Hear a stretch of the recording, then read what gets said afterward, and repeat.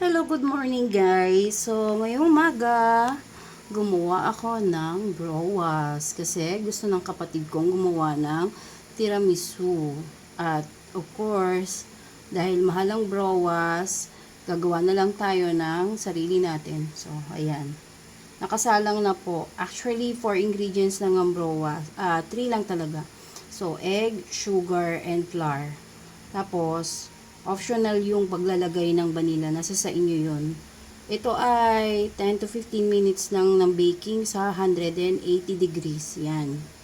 Hanggang sa mag golden brown lang siya guys. Ayan. Cake flour ang ginagamit dyan ha. Ito nyo. Ang ganda niyan guys. Browas. Patay ng browas para sa tiramisu. Yes. Ayan ang browas guys. So, sa 4 eggs, makakagawa na kayo ng 24 pieces na browas. Yan. Yan po ang browas. So, guys, ito na po yung ating browas. Ayan, napakaganda. Ayan.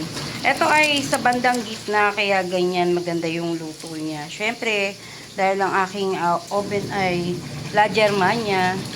So, hindi siya magandang lutuan ng may mga kasabay. Alalay lang talaga. So, ayan. Makikita nyo, merong nag-toast. Pero hindi naman lahat. Yun lang part na talagang hindi maiwasan. Kasi depende yan kung gaano kaganda yung oven na gagamitin ninyo. Ayan, ang ating browas. Anyway, maganda pa din siya. Kahit na ganyan siya. Hindi siya mapait. Medyo brown lang. Pero okay yan. Ayan guys, ang ganda niyan, tignan nyo. So, ito, pag natapos na yung 10 to 15 minutes or 10 to 20 minutes na cooking time, na baking time nyo, patayin nyo lang yung oven, tapos buksan nyo siya ng konti.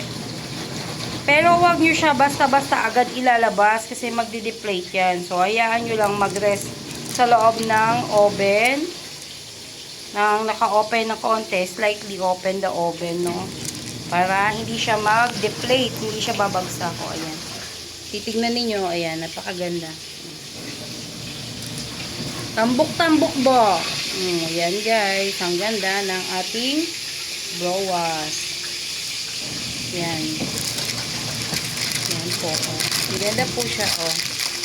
And, isa pa, hindi siya mahirap tanggalin. Ayan, ang ganda-ganda niya, guys. So, kung titignan nyo yan, ayan. Hindi siya bumagsak. Yun lang yung technique guys, para hindi babagsak yung inyong browas.